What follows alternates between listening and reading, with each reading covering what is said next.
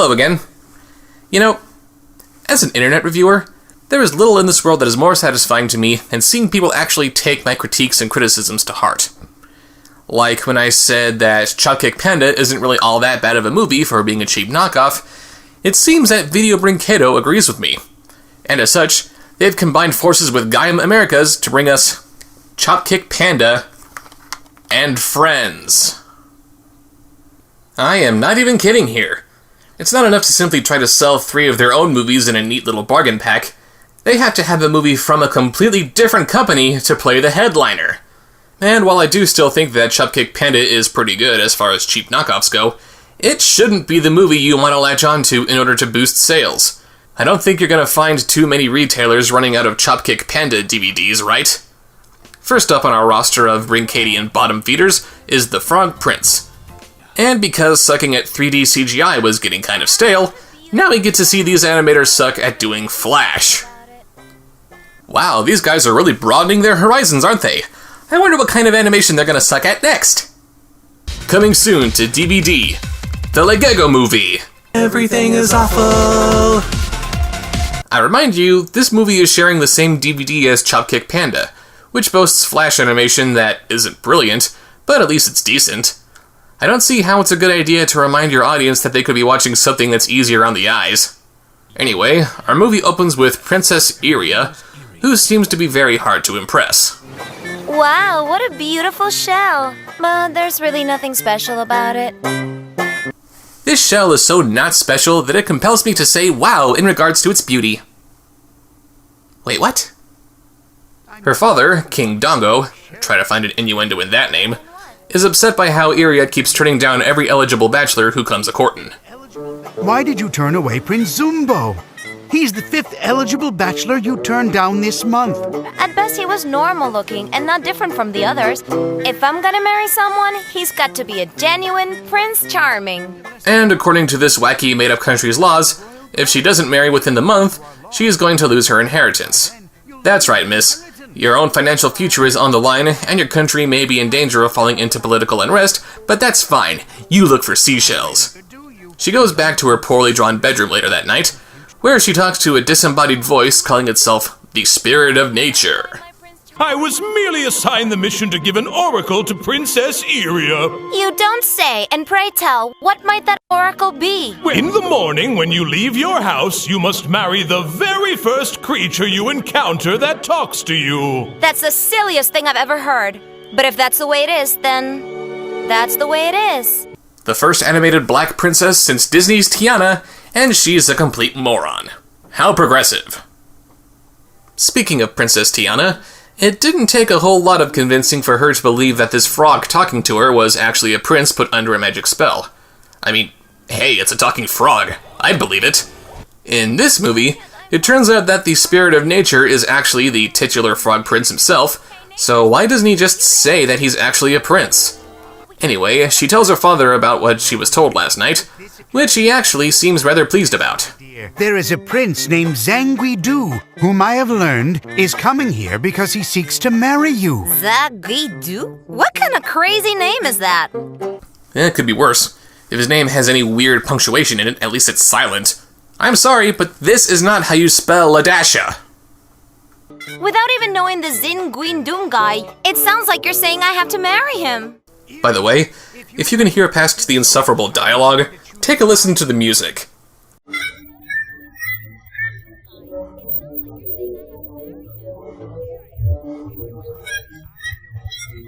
Can't you just feel the drama that Iria has to deal with here? Sheesh, what kind of music do you think these guys would use if they had to deal with a death scene?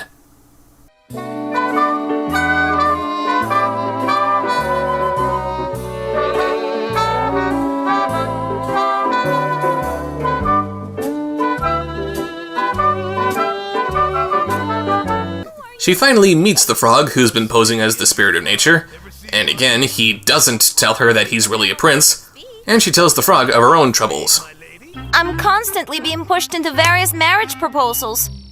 Each time someone comes to court me, I feel like I'm being lied to by greedy men. They're all greedy men?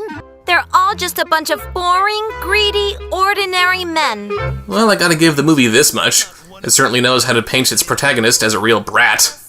They're all a bunch of shallow fools. I think today people care too much about appearances.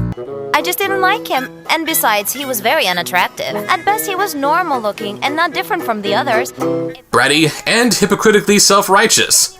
Because it's completely fine for you to judge people based on their appearances, right?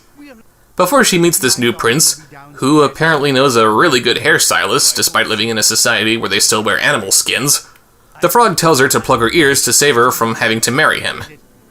Yeah, I guess the whole marrying the first person who talks to you rule only works if you actually acknowledge that they're talking to you. Wait, why am I trying to figure out how these rules work? The frog's just lying to her about it! Seriously, why is this taking place? Why is the frog putting Iria through even more misery when she would simply have to suffer through a single second of humiliation by kissing a frog? This frog is just downright sadistic, man. Anyway, the prince here makes an honest effort to get to know Iria as a person, you know, just like she wanted. But because she can't hear him, he's just wasting his time. I mean, do you have any hobbies? Do you spend time with a specific subject of study? What do people in your kingdom like to do when they're not working? It doesn't take long for Iria's silent treatment to piss him off, and he very rightfully so ditches her ass. A guy who actually wants to get to know the princess before he marries her, and he's not willing to sacrifice his dignity just so he can get some booty. Say goodbye to the only likable character in this entire movie, people.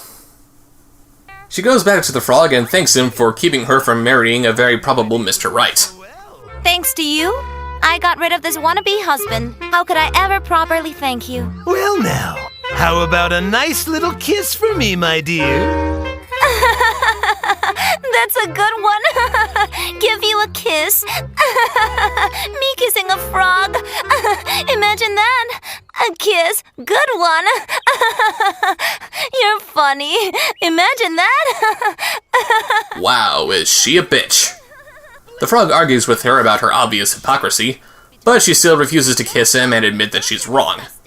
Later that night... Oh, why does it have to be like this? I never would have expected my marriage to be based solely on law and tradition. I want a fiancé who I can talk with as a friend, and who appreciates me for who and what I am. And what exactly about you should they be appreciating exactly?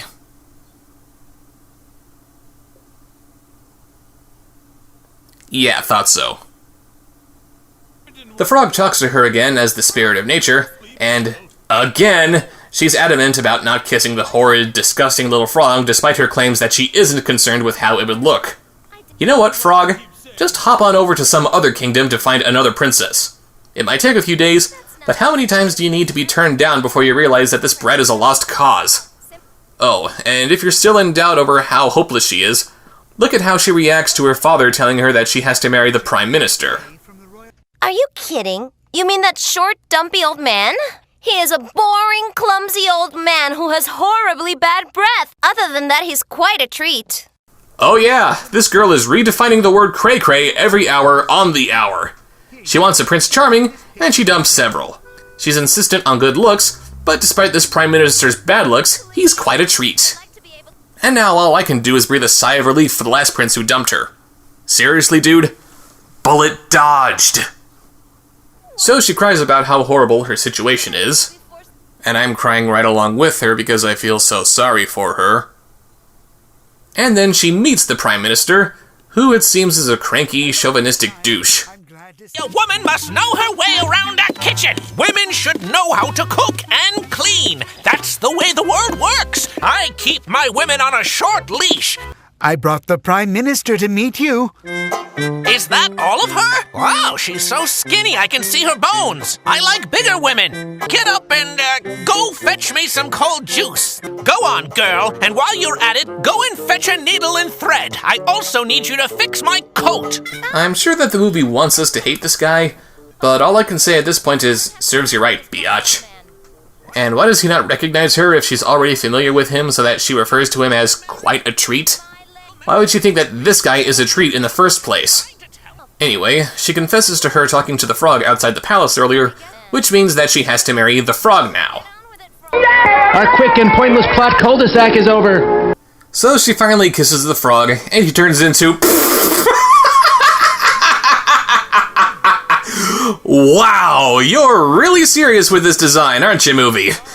He looks like the love child of Nat X and Michael Jackson. I didn't think I'd be saying this, but keep him as a frog. It's less goofy somehow.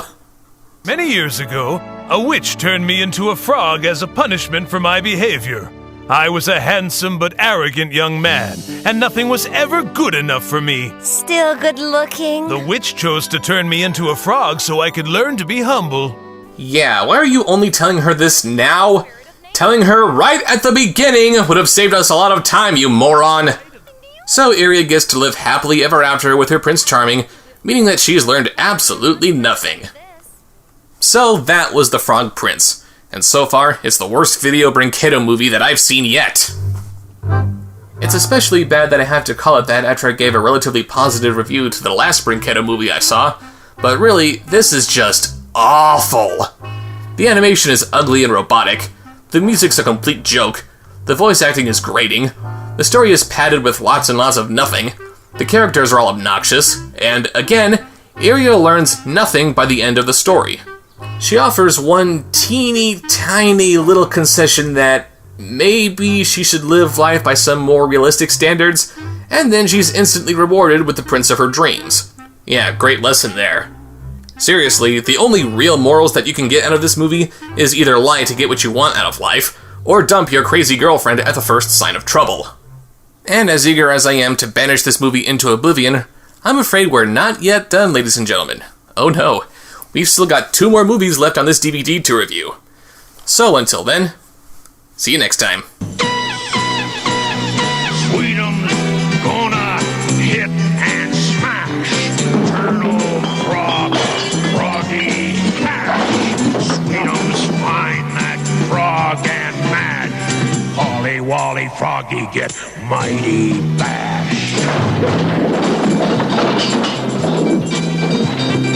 You! Oh, oh, there he be. Oh, now I see. What, oh, get him now. Polly Wally Froggy gonna get it now.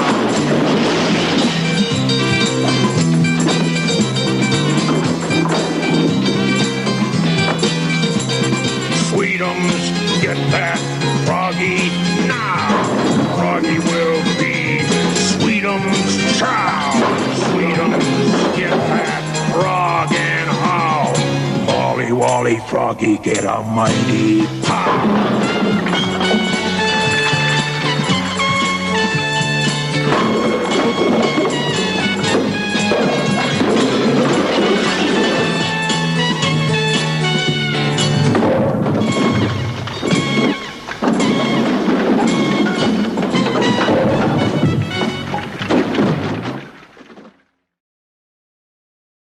Now please prepare yourself to meet Prince Ziriguidum. Zanguidu.